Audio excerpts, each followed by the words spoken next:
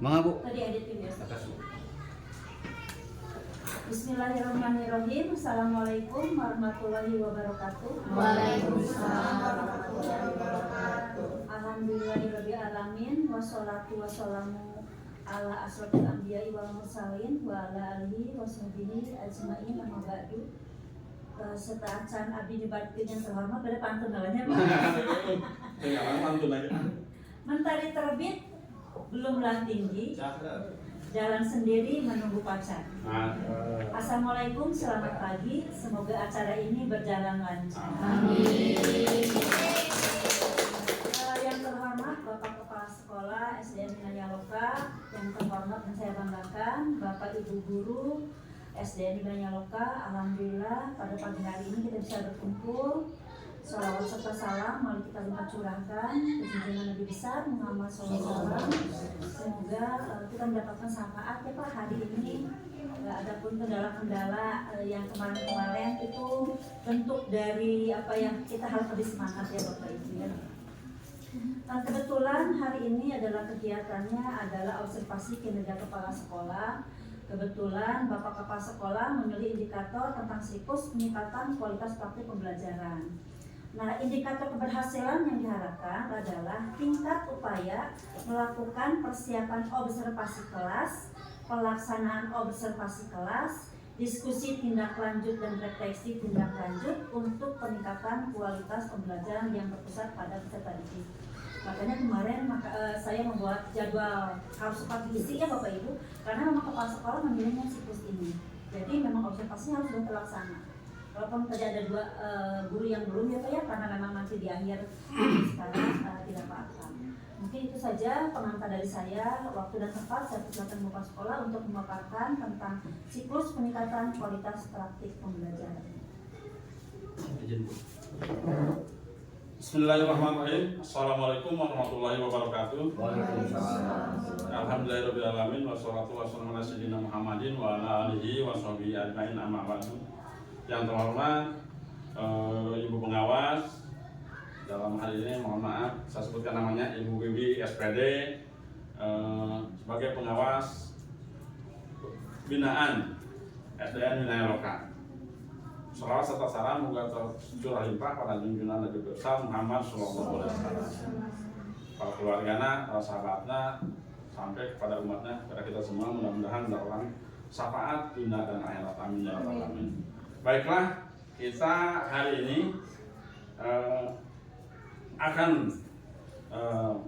saya akan mencoba membuat atau istilah menerangkan langkah-langkah dalam kegiatan pembelajaran keseharian kita. Dalam hal ini memang kita sudah biasa untuk masuk ke kelas, itu sudah pekerjaan yang rutin, bertatap muka dalam kegiatan KJM dengan anak-anak kita sudah rutin. Tapi ada hal-hal yang sangat kita pastikan untuk menuju langkah-langkah pembelajaran supaya lebih efektif, lebih efisien dan lebih berhasil. Di sini kita akan berbicara mengenai siklus kualitas praktik pembelajaran. Apa itu siklus? Siklus itu perputaran waktu yang berbulan-bulan, ya. Jadi waktu itu pertemuan yang berulang-ulang untuk menentukan keberhasilan sesuatu masalah. Ya. Di sini siklus kualitas praktik pembelajaran adalah proses berkelanjutan yang memastikan bahwa praktik pembelajaran terus ditingkatkan untuk mencapai hasil yang optimal. Nah, dalam hal ini penyampaian pembelajaran itu bukan hanya satu kali saja, tapi kita diulang-ulang supaya untuk mencapai keberhasilan. Berikut adalah indikator-indikator yang dapat digunakan untuk mengevaluasi dan meningkatkan kualitas praktik pembelajaran. Next, Pak Yudi. Nah, 1. Perencanaan yang matang. Nah, saya akan bacakan dulu. 1. Perencanaan yang matang. A atau titik kurikulum yang relevan. Kurikulum yang disusun dengan mempertimbangkan kebutuhan siswa, relevansi dengan dunia nyata dan standar pendidikan yang berlaku. Artinya sekolah menyusun kurikulum Nah, kurikulum sekolah KWSP kita tidak hanya sekedar membuat kurikulum saja, tapi kita harus disesuaikan dengan mempertimbangkan kebutuhan siswa, kemampuan siswa. Nah, yang kedua atau B, tujuan pembelajaran yang jelas. Setiap pembelajaran harus memiliki tujuan yang spesifik, terukur, dan dapat dicapai. Kemudian selanjutnya sumber daya yang memadai, ketersediaan bahan ajar, teknologi pendidikan, dan alat bantu lainnya yang mendukung pembelajaran. Jangan dulu di next. Tujuan pembelajaran yang jelas artinya di sini kita sudah biasa menggunakan modul atau kalau bahasa lain RPP ya. Jadi membuat RPP itu kadang-kadang kita membuat RPP tidak spesifik. Jadi kurang jelas apa ini tujuannya. Yang penting membuat saja, membuat RPP. Nah, di sini itu tidak salah. Yang salah itu yang tidak membuat. Ya, ini tujuan pembelajarannya itu dalam RPP harus jelas. Anak harus mencapai apa, anak harus bagaimana, kemudian alat peraganya apa yang dibutuhkan, ya. Kemudian metodenya apa kira-kira ini yang dapat dicerna, yang dapat diterima oleh anak. Ya. Kemudian sumber daya yang memadai. Mana sumber daya itu? Ketersediaan bahan ajar. Bahan ajar itu termasuk dalam itu buku-buku pelajaran, buku-buku pokok, dan lain sebagainya. Kemudian teknologi. Sebetulnya ini teknologi perlu diterapkan. Apalagi sekarang kita sudah menggunakan kurikulum Merdeka. Sebetulnya tidak salah anak membawa HP ke sekolah. Nah, apalagi kelas-kelas tinggi. Mungkin kalau di kota-kota yang sudah mungkin gaya hidupnya sudah pergaulannya sudah memasyarakat, kehidupan menggunakan media. Nah, teknologi ini salah satunya adalah suatu alat untuk membantu kita juga. Seperti apa? Dulu kita ketika ada COVID-19 menggunakan daring, ya, itu menggunakan teknologi, mungkin itu HP atau apa ya, dan sejenisnya. Nah, ini sangat dibutuhkan, sangat diperlukan. Cuma kita di sini ya, di daerah, khususnya di daerah kita ya, perasaan anak membawa HP itu asing, karena anak belum bisa diarahkan atau kita belum memahami bagaimana ini menggunakan HP 100% kita anak memahami, kita memahami.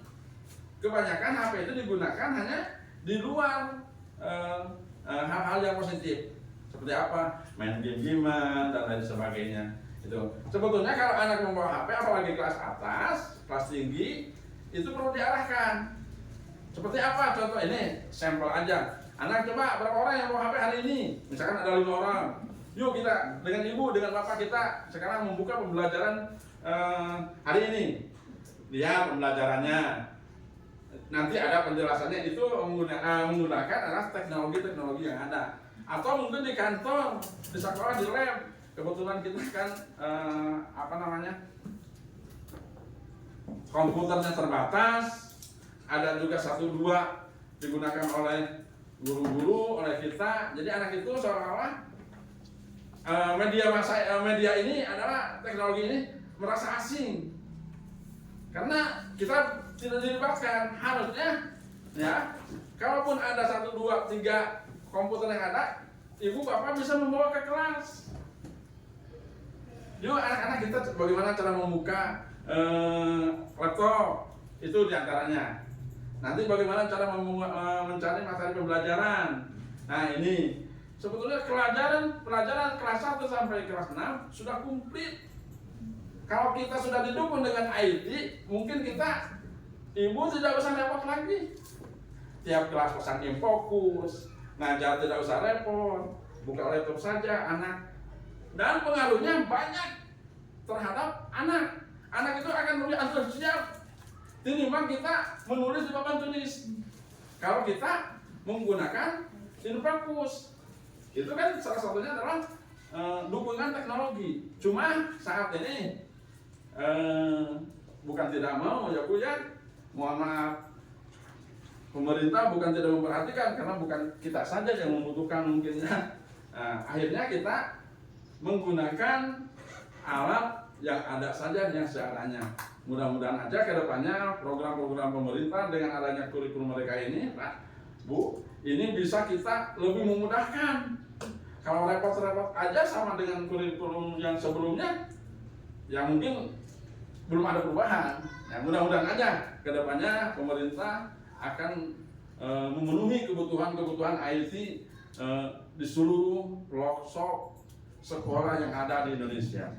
Kemudian sumber daya memadai, ketersediaan buku. Alhamdulillah kalau buku kita, Bu, sumber banyak. Mungkin buku pelajaran, buku-buku tulis merdeka, termasuk buku kursilat juga itu bisa dijadikan referensi buat pembelajaran. Bukan berarti buku kursilas itu sekarang kita tidak menggunakan buku kursilas, buku itu tidak berguna, tidak. Itu referensi, tapi dalam yang penting di dalamnya muatannya itu sangat berguna buat kita semua. Ya, next. Kemudian selanjutnya 2, pelaksanaan pembelajaran. Metode pengajaran yang efektif, penggunaan metode dan strategi pengajaran yang bervariatif untuk mengakomodasi gaya belajar siswa yang berbeda. Nah, tadi saya sudah sampaikan untuk metode mengajar di sekolah. Ya. Sebetulnya banyak cara menggunakan metode. Cara ngajar bukan harus monoton saja menerangkan, bukan.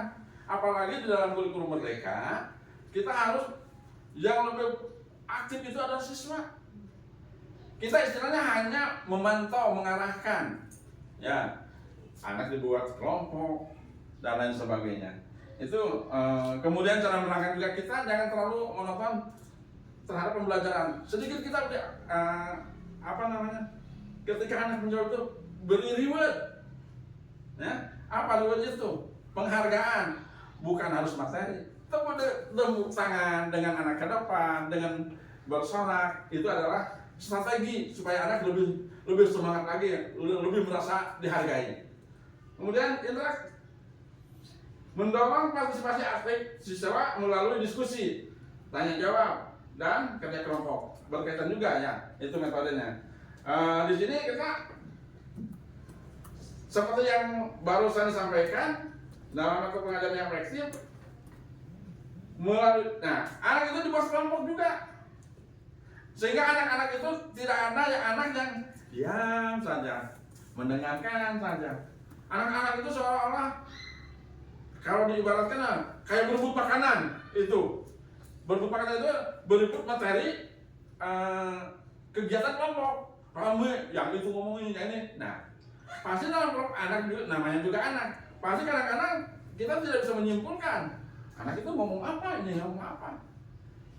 Padahal anak itu ingin sebetulnya meluapkan isi hatinya dalam diskusi, ya. Sehingga kadang-kadang anak saling senggol, saking senangnya itu berdiskusi. Kemudian lingkungan belajar yang positif, menciptakan suasana yang aman, inklusif dan mendukung. Nah, ini agak sedikit kelemahan buat kita khususnya. Ya.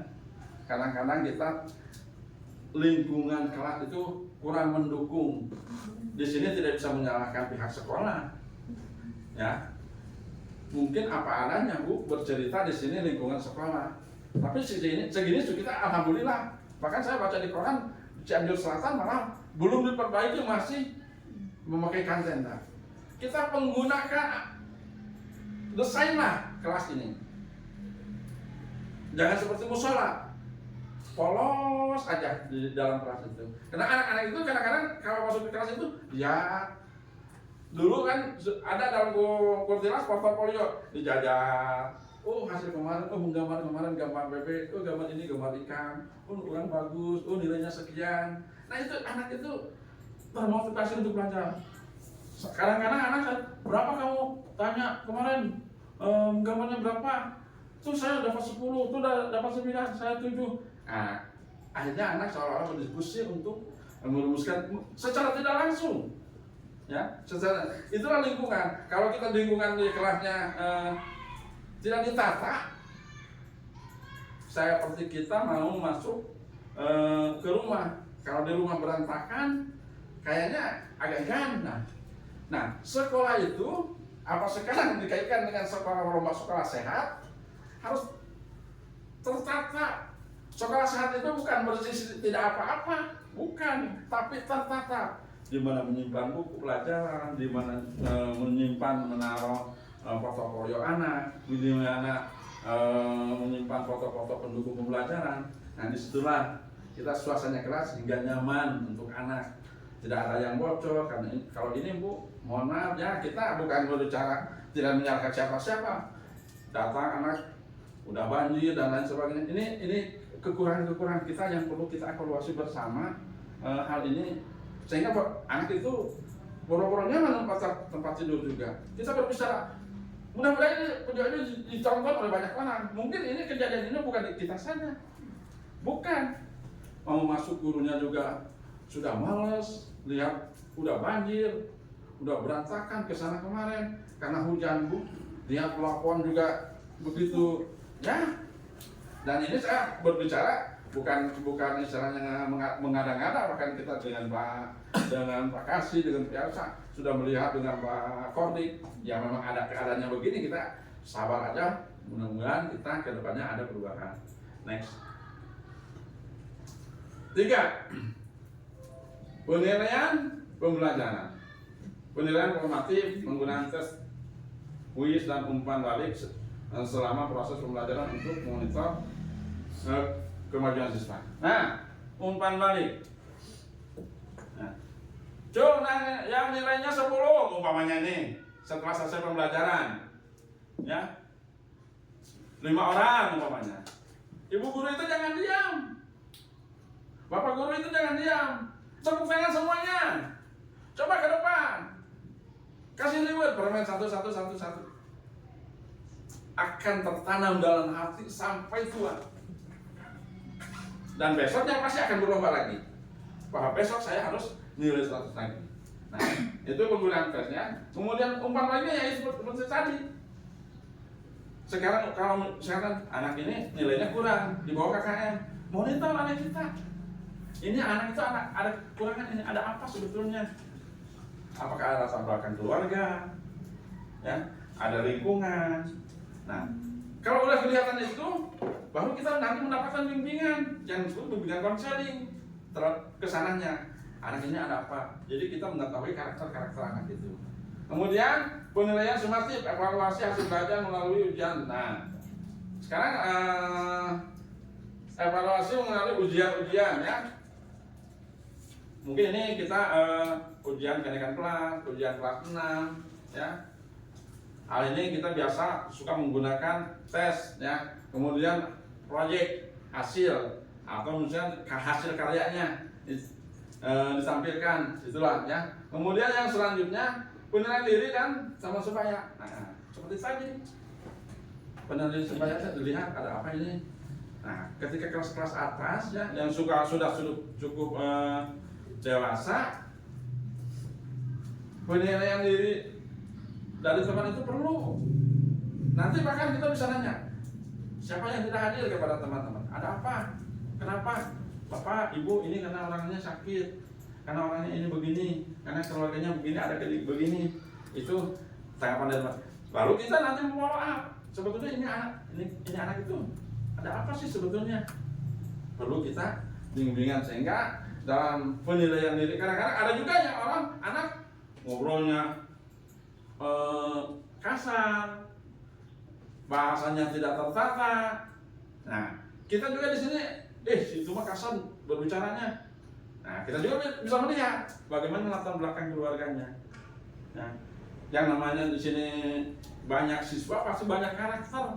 Kalau kita punya 50 orang di kelas, anak harus membaca 150 orang minimal.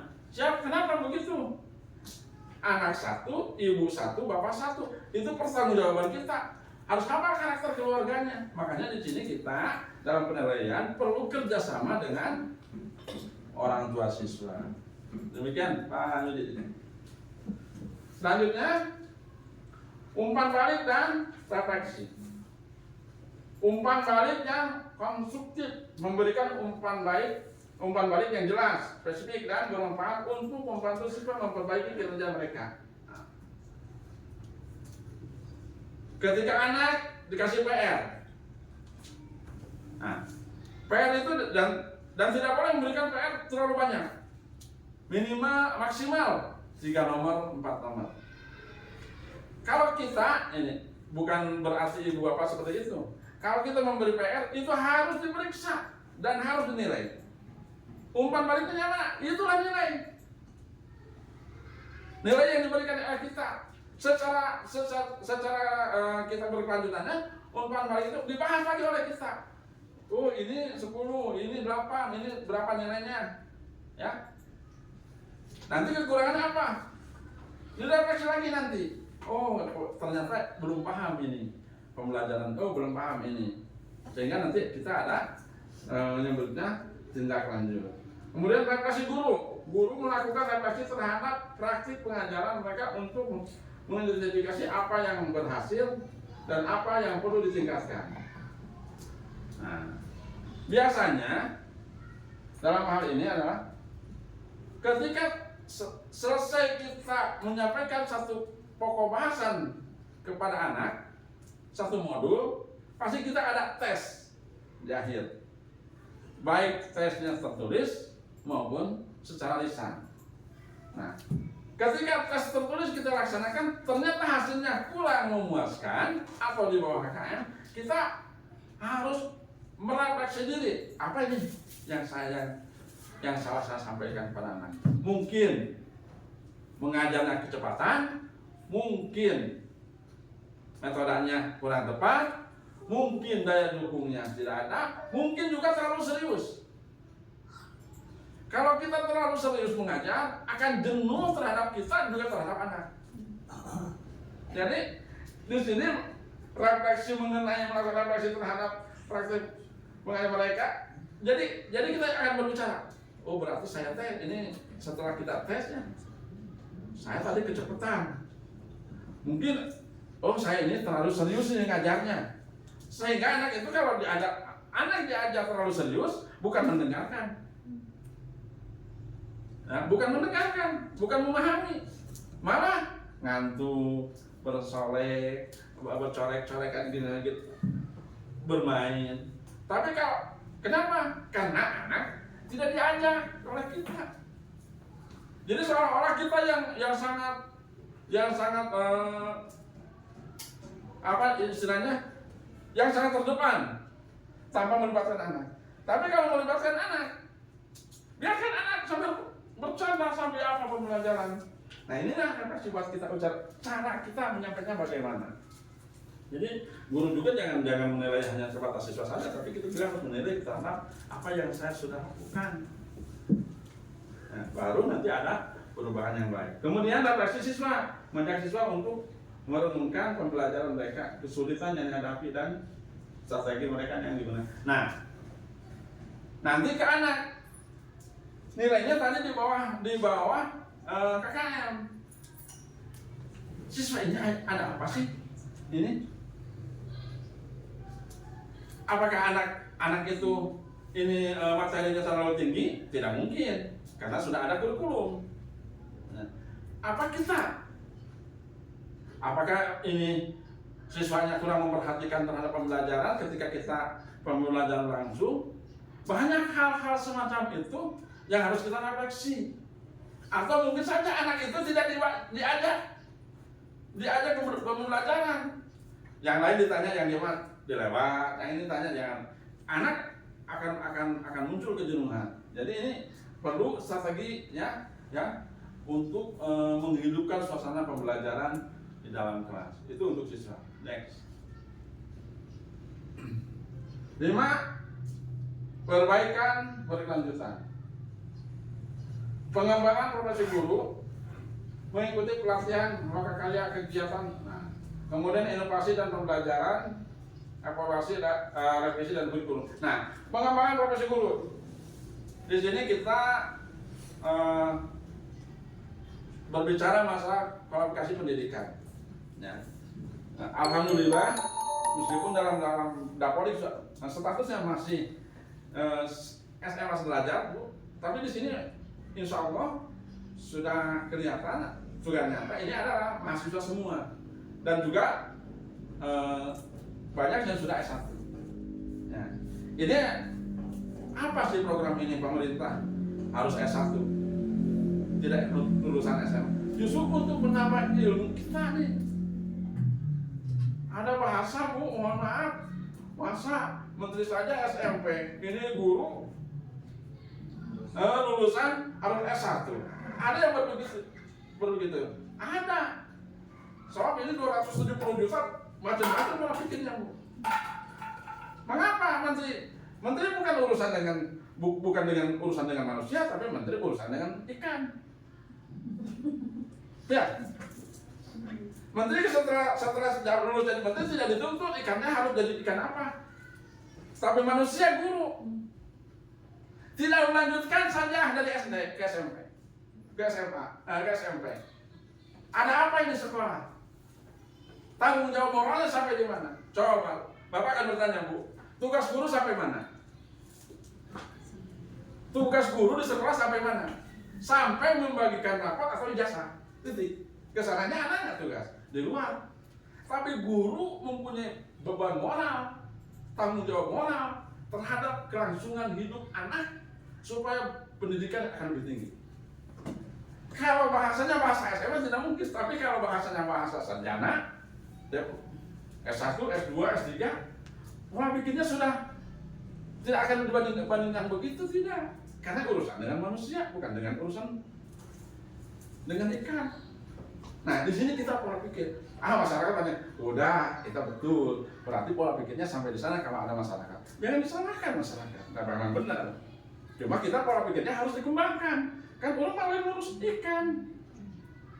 Nah, makanya dituntut. Tidak cukup dengan sarjana, harus ikut lagi latihan-latihan. Tuh, guru mah Bu, mata guru mah di mana oke. Orang yang super loh. Apalagi di kampung, guru itu bukan dianggap hanya di sekolah, tukang bawa acara guru, panitia mengundang guru, mau Agustusan guru, soalnya talenta guru itu super, bukan super smart ya, Pemilu guru, ya, mau hajatan guru, termasuk kalimat guru. Nah, inilah nama guru itu sangat harum dan sangat menyenangkan. Beda. Tidak bisa profesi guru, maaf ya, disatukan dengan profesi dokter, maka ada. Nah, guru, dokter apakah ada jamin? Bisa menjamin ketika berobat itu tidak sehat. Menuntut ke dokter. Tidak. Dok, saya udah berobat, masa saya sakit? Tapi guru, anak sekolah. Pak, masa anak saya tidak memesan baca, kemana aja Bapak? Punya tuntutan.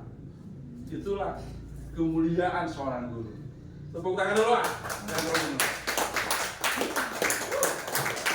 Mantap ya. Maka guru mah pun tidak ada yang setruk. Orang santai aja. Yang setruknya yang sudah jadi di luar jadi guru.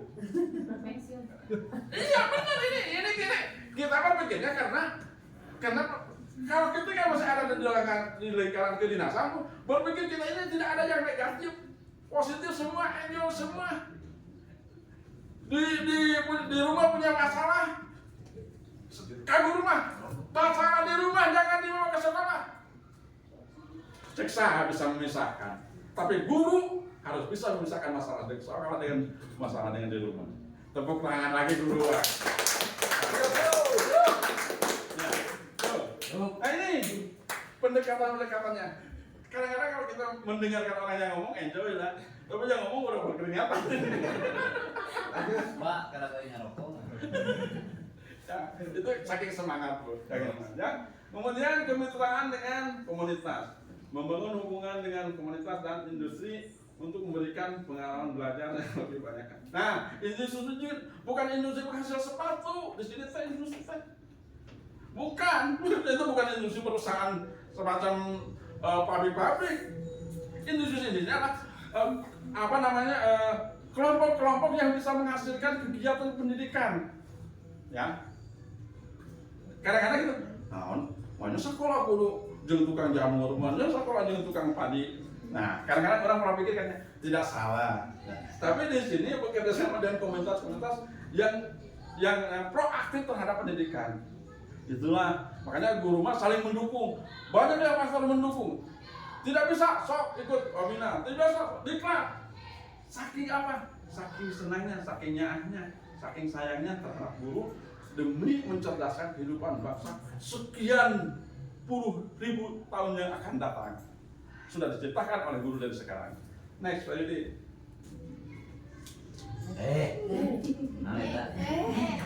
Tujuh, menggunakan data untuk pengambilan keputusan. Analisis data pembelajaran menggunakan data diri, penilaian dan umpan balik untuk menginformasikan keputusan tentang pembelajaran. Nah, di sini mungkin laporan hasil kegiatan berjenjang.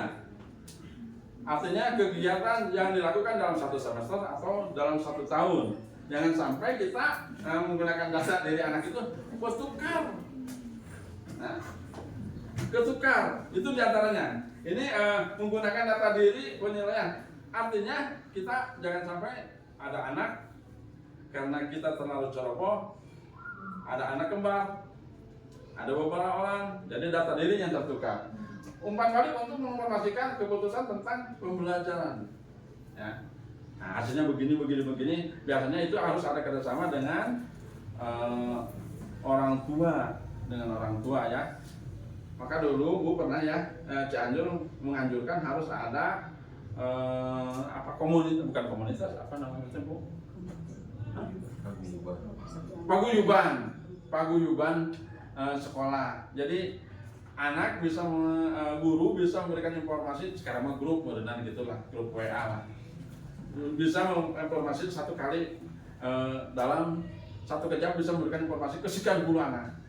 Nah, dulu mah sebentar paguyubanmu. Jadi kalau ada anak yang punya keluhan dan lain sebagainya, ada hal yang perlu dikonfirmasikan dengan guru. Jadi orang tua dengan guru kan tidak ada batas, kapan saja. Ketika kita sudah kerjasama yang baik yang itu dan memang benar Bu, pertama anaknya itu merasa diperhatikan, guru juga merasa dihargai, akan tambah enjoy gitu, akan tambah enjoy ini ya. Kemudian monitoring dan evaluasi, melakukan monitoring evaluasi teratur untuk memastikan bahwa tujuan pembelajaran tercapai dan kualitas praktik pembelajaran terus meningkat.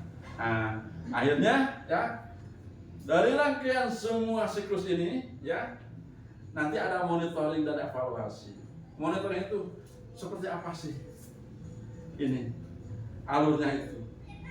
Monitoring itu bukan karena ada kekurangan, tapi kita melihat kalaupun ada ini alurnya sudah bagus dan hasilnya bagus, itu mungkin dari pihak monitoring sudah angkat jempol, dianggap ini sudah sukses. Pertahankan apabila ditingkatkan. Kalaupun ada yang kurang, nanti kita dibicarakan apa ini kekurangannya. Karena dalam siklus pembelajaran tidak ada yang saling menyalahkan. Yang salah ada yang tidak melaksanakan pembelajaran. Itulah Ibu Bapak semua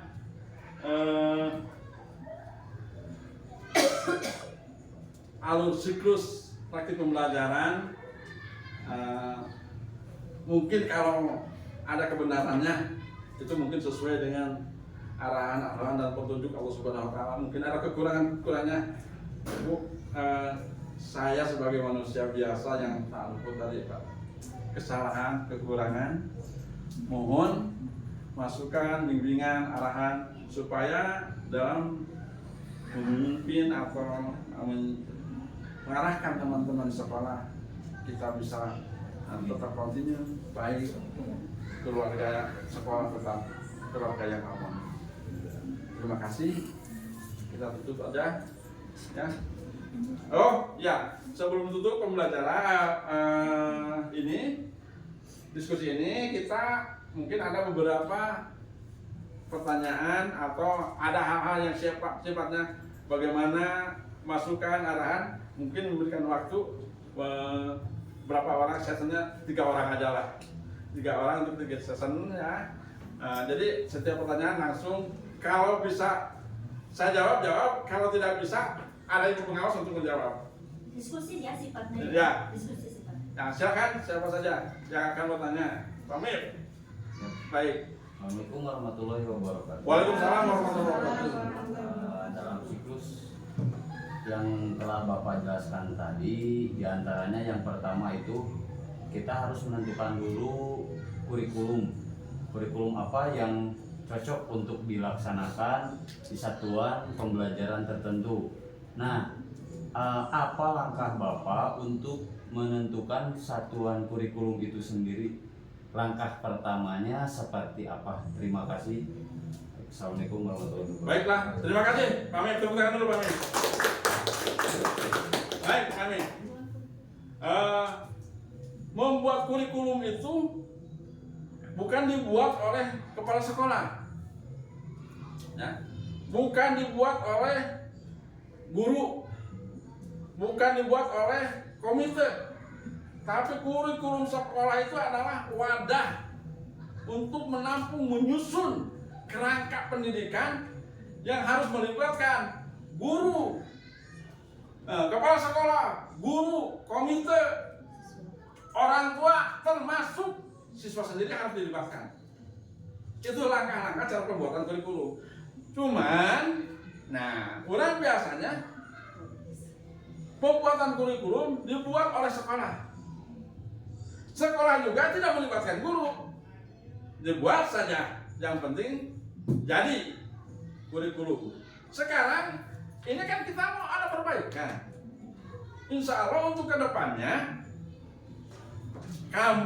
saya akan melibatkan semua komponen yang tadi untuk menentukan mata pembelajaran ataupun termasuk dalam KKM-nya. Akan melibatkan semua guru diajak, komite, orang tua murid, termasuk siswa harus dilibatkan untuk menentukan kurikulum yang akan kita buat di tahun ajaran berikutnya. Itu insya Allah ketika kita semua komponen itu sudah diajak kita konsultasi, kalaupun salahnya sama-sama itu menjadikan kebenaran. Jadi kalau salah itu, kalau bilangnya banyak orang yang benar. Tapi kalau salah semua itu menjadi kebenaran. Itulah kira-kira peribahasa. Terima kasih. Siapa lagi? Oin. Apa? Mengenai apa? Mengenai sekelumit ini? Atau Pak Yudi mana? Pak Yudi pilih.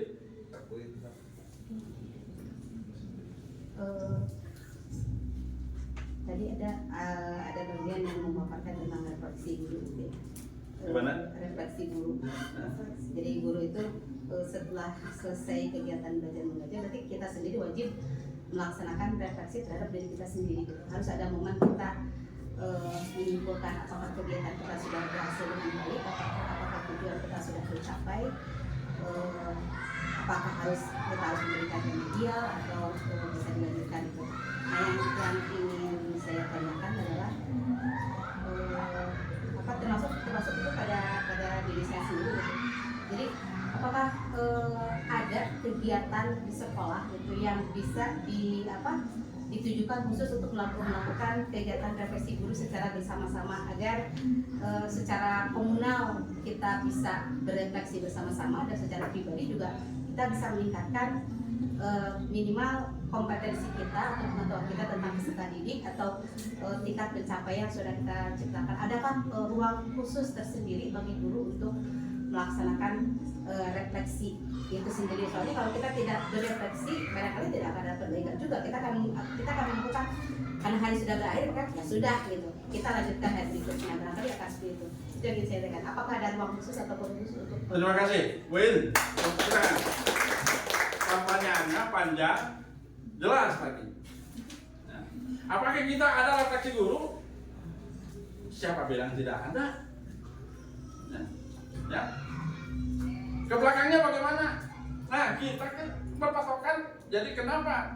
Saya akan berbicara di luar konteks dulu. Kenapa sekarang sih yang 30 SPKI tidak diputar? Tidak diputar lagi. Kalau kita hanya berbicara belakang-belakang, kapan majunya? Tapi patokan yang belakang, kita berbicara ke depan. Yang sudah kita berbayar duit. Pak, biasanya juga nggak ada kumpul-kumpul, paling kumpul-kumpul rapat. Kita ada KKG guru. KKG guru itu bukan membahas masalah pembuatan RPP saja. termasuk evaluasi kita semua. Jadi kalau dibilang siapa yang salah, tidak akan ada yang ngaku yang salah. Tapi kalau kita menerima secara sadar bahwa saya kurang memberikan materi pembelajaran ini, kurang nyampe ke anak, karena saya kurang aware, karena saya kurang begini. Ada dalam hati bisa bertanya begitu. Aduh, nah kayaknya sih ngajar sekarang kurang berhasil. Kondisi saya mungkin ada masalah kesehatan, mungkin ada masalah apa, mungkin sudah orang lain lagi kuliah, harusnya kuliah anak ulangan bingung. Itu kan masalah pribadi dan tidak bisa dilibatkan dalam hal ini. Tapi dalam KKG di sekolah boleh. Ini nilainya begini bagaimana? Nah, nanti kita saling memberikan masukan. Jadi untuk ngajar tidak ada yang disalahkan sebetulnya. Nah, ada kekurangan-kekurangannya yuk kita perbaiki. Nanti kita ya mudah-mudahan rencanakan kita ada refleksi guru untuk mengenai pembelajaran. Kita bikin aja KKG. Sekarang apalagi ada kombel, bu bisa aja itu. Bu kombel itu bukan masalah pembelajaran yang akan disampaikan, yang sudah juga bisa dievaluasi dengan kombel. Nanti di kombel bisa dikumpulkan kita bahasan, jangan dibatasi lah. Kekurangan orang apa, kelebihan kita apa. Makanya Bu, kalau mau masuk IPDN si yang ngetes itu Bu tidak usah nanya kamu bisa apa, kamu keluhannya apa, tulis oleh kalian apa keunggulan kamu, apa kekurangan kamu. Oh, saya pintar berbicara dan saya susah jajan, saya pandai berteman, saya tidak mau kurang berteman, atau saya pandai berbicara tapi tulisan saya jelek. Sudah kelihatan, tidak boleh nanya. Di guru mah tidak seperti itu Bu. Nah, ada KKG. Ngajar gini, ternyata hasilnya ketika kita evaluasi masih banyak yang kurang. Ya, maksimal 50% sudah berhasil, masih kurang tercapai berarti. Kita harus ada KKG. Secara langsung evaluasi aja diri sendiri. Ini untuk kemajuan kita bersama, karena ini kelompok belajarnya lingkungan sekolah. Kenapa salahnya?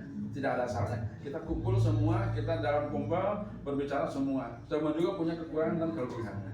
Nanti di situ kita insya Allah saling kita memberikan masukan dan arahan dari teman-teman. Terima kasih. Ya, Bu Yen. Satu lagi. Pak Ujang. Bu Raisa, apa ya? Pak, izin menanggapi untuk yang tadi Ya. refleksi guru. Ya. Sebelumnya, Assalamualaikum warahmatullahi wabarakatuh. Waalaikumsalam. Izin menanggapi ya Pak, Bu bukan bermaksud untuk menggurui. Oh, nggak apa-apa, bagus. Ya, untuk refleksi guru seperti yang tadi saya udah dengar dari Bapak, ya menurut saya juga gitu refleksi guru memang perlu dilakukan. Pertama-tama karena di sini kita kan ada di sini setiap hari ya Bapak Ibu ya, sehingga teman-teman kita itu pasti tahu nih, oh si ini orangnya begini, si ini orangnya begini. Sehingga kalau misalkan pada saat pembelajaran kita istilahnya curhat ke teman-teman pun, insya Allah mungkin akan mendapatkan jawaban, saran dan lain sebagainya gimana untuk kita ngajar nanti ke depannya, seperti itu Pak. Kalau menurut saya lebih daripada itu, saya juga pernah dengar kayak gini katanya, nilai mah udah ada. Kalau menurut saya bukan, sekali lagi bukan bermaksud untuk menggurui Ibu Bapak guru, karena kita tugas kita adalah menilai anak. Lebih baik si anaknya dinilai dulu. Karena apa? Kita nggak tahu, mungkin pada saat di ulangan yang ini dia nggak belajar, tapi di ulangan yang selanjutnya dia belajar nih, kok tapi nilainya nggak naik ya, kayak gitu. Yang selalu saya kenapa saya itu merasa kalau wah harus dinilai nih, karena saya takutnya anak ini tuh belajar tapi kitanya nggak ngeh, sehingga tidak ada apresiasi yang bisa kita dapat. Nah, lebih lanjut daripada itu, saya juga udah melakukan hal tersebut ke beberapa anak di kelas saya. Ternyata hal tersebut menjadikan anak-anak itu punya rasa percaya diri yang lebih tinggi Bapak Ibu, karena kita tuh kayak kamu matematikanya bagus deh, coba. Nah, pada saat di pelajaran matematika, anak tersebut jadi lebih semangat. pada saat belajarnya. Walaupun mohon maaf ya Bapak Ibu, di kelas saya ada anak yang nggak bisa baca tapi matematikanya bagus. Terus saya bilangin, kamu matematikanya bagus, kembangin ya. Di pelajaran matematika anak tersebut selalu paling depan duduknya, karena mungkin dia merasa, oh iya aku paling bisa pelajaran ini. Kayaknya kayak begitu mungkin Bapak Ibu ya. Nah, mungkin itu sih menurut saya yang harus dijadikan refleksi untuk guru agar lebih perhatian lagi gitu ya ke anak-anaknya gitu Bapak Ibu. Bukannya, sekali lagi bukan bermaksud untuk menggurui, cuman saya sendiri merasa nyaman di kelas karena anak-anak juga menjadi lebih interesting tertarik gitu di pembelajaran. Terus juga apalagi kalau misalkan kita tuh tahu gitu masing-masing anak, kamu nyanyinya bagus deh, kamu ininya gini. Walaupun si anak itu nyanyinya tuh bagusnya tuh cuma karena yang lain nyanyi, yang lain nyanyinya asal-asalan, dia nyanyi paling kenceng sendiri. Kamu bagus nyanyinya, pertahanin ya. Ternyata hal itu teh ngebuat si anak teh tingkat kesadarannya tinggi. Kita juga sebagai guru lebih enak mengajarnya karena anak tuh antusias seperti itu. Nah, lebih lanjutnya hal yang sering saya lakukan adalah ngobrol sama teman-teman guru saya yang lain. Kenapa saya ngobrol? Karena saya tahu mereka juga menilai saya, sehingga kayaknya kamu gini deh, nanti si anaknya digini-giniin aja seperti itu Bapak. Mungkin sekian Pak. Tepuk tangan. Mantap sekali. Tadi Bapak memperjelas ya. Jadi guru itu jangan pelit. Jangan pelit apa? Pelit reward. Apa itu reward itu? Penghargaan. Bukan harus dikasih permen saja. Anak dikasih tepuk tangan itu bagaikan dikasih uang 10.000, mungkin lebih, saking bangganya. Oh, kamu bagus nyanyinya, gue goreng kayak nyanyi yang lain tidak nyanyi, dia nyanyi sendirian bagus. Nah itu ya Ibu Bapak, refleksi guru.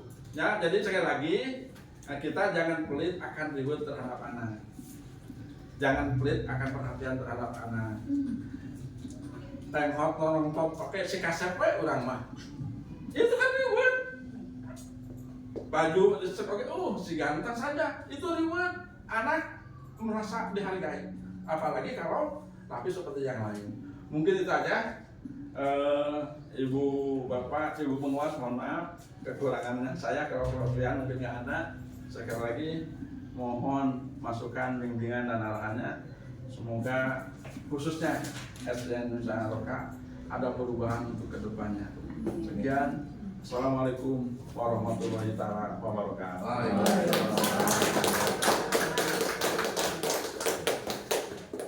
Alhamdulillahirrahmanirrahim, luar biasa Pak, jentrek apa namanya. Sebelum saya akan membacakan rekomendasi, saya akan menanggapi yang Bu Iin sama Bu Raisa. Luar biasa refleksi Pak. Saya mau nanya dulu nih Pak KS, SD Winaya Loka ini suka ada rapat dinas enggak di sekolah? Ada. Sebulan sekali? Ya. Atau tidak teragendakan? Biasanya sebulan sekali. Nah nanti Bu, selain rapat dinas ada agenda tentang refleksi. Itu memang wajib Bu untuk sekarang. Kita tidak tahu kelemahan kita tidak tahu kelebihan kita. Orang akan banyak mencemoohkan, kita tidak tahu diri kita, betul kan Bu? Ya. Itu tadi kata Bu Iin, harus teragenda apaan Pak? Bahkan di awal bulan itu kita melakukan rapat dinas. Di akhir bulan kita berkat refleksi. Tidak harus formal seperti ini Bapak Ibu, sambil ngaliwat, tapi harus ada yang diambil dulu. Untuk ngaliwatnya beres semua pulang, gitu Bapak Ibu. Tapi ada sesi dulu berdoa bareng-bareng. Ditunjuk sama Bapak, kira-kira nih yang sekarang akan merefleksikan siapa? Bu Iin misalkan, atau Pak Miftah, atau Ibu atau Ibu Risna gitu ya. Nanti ke depan Pak menjelaskan. Betul tadi Ibu. Jadi menceritakan progres kita di kelas, siapa tahu itu menginspirasi teman yang lain. Tapi sifatnya itu harus bukan publis itu ya, di show up kan seluruh teman gitu Bu. Nanti dibikin catatan Bu. Nah, tulis aja di situ di rapat di buku notulen. Hari ini misalkan tanggal 27 ada kegiatan refleksi bersama kepala sekolah dan rekan-rekan. Nanti siapa yang merefleksikan? Ibu Risna misalkan atau Bu Iin, tuliskan hasil refleksi seperti apa. Itu jadi catatan penting Bapak Ibu. Karena apa? Kadang Ibu siapa Bu? Bu Ain. Bu Ain. Kita nggak misalkan gini, saya datang ke sini hanya kenal ke Bu Iin saja ya. Nanti seperti itu, kali-kali mah yang nanti akan berbicara Bu Ain. Dan biasakan kalau main ke rapat itu jangan kepala sekolah yang membuka rapat, tapi bergiliran Pak. Misalkan nih sekarang moderatornya atau pembawa acaranya Bu Iin. Nanti rapat yang berikutnya lagi ganti lagi. Nah nanti di akhir rapat dinas itu ada orang yang ke depan refleksi kegiatan hari ini bagaimana. Oh ya, ternyata Bapak Kepala Sekolah itu sudah menjelaskan ini, saya paham sekian. Tapi Bapak Kepala Sekolah maaf ada sesuatu yang nanti bisa ditindaklanjuti tentang ini. Gitu. Jadi setiap akhir kegiatan harus ada refleksi. Dan saya belum melakukan itu di rapat dinas KS Pak. Nanti akan saya lakukan. Belajar biasa kali teman ya. Karena saya datang ke Capacet ini belum 1 tahun kalau nggak salah ya Pak ya. Jadi saya lagi membaca sosial kulturnya dulu para KS di Pacet. Karakternya. Tapi ternyata sekarang karena diajak ngebuat ya punya hapunten itu terus mulai terbiasa begitulah gitu ya. Bukan apa-apa Bapak Ibu, kita ke anak punya target, betul tidak? Per semester, per PTS, per PAT, itu kan target kita ke anak. Nah saya juga yang mengharapkan Bapak Ibu guru punya target. Makanya kenapa sekarang ada PMM ditargetkan, silakan Ibu mau selesainya kapan? Oh saya mau terus beres Bu. Jadi orang itu berlomba dalam kebaikan ya, dalam begitu. Jadi bukan berarti saya bersaing nih, saya sudah selesai, saya tidak selesai. Nah yang sudah selesai, silahkan membantu yang belum selesai. Jadi pengen seperti itu Bapak Ibu. Itu namanya kolaboratif. Jadi kolaboratif itu bukan ngeliwat bareng, ya, tapi menyelesaikan pekerjaan bareng-bareng. Itu namanya kolaboratif.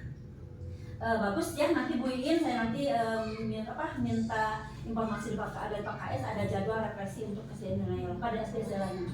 Itu penting, atau nanti di rapat dinas saja misalkan setiap hari Bapak ada informasi dari pengawas, dari Pak Kordik, Bapak rapatkan, akhirnya baru ada sesi refleksi itu terkait kegiatan ini atau kegiatan kita yang sudah dilakukan ya Bapak Ibu. Terima kasih Bapak, sebetulnya tidak akan saya jelaskan lebar-lebar, tetapi ini untuk masukan saja di kegiatan yang lainnya tentang rekomendasi. Memang Abdi sedang merekomendasikan apa nanti terkait dari siklus ini. Rekomendasi yang saya berikan ada PDCA istilahnya ya.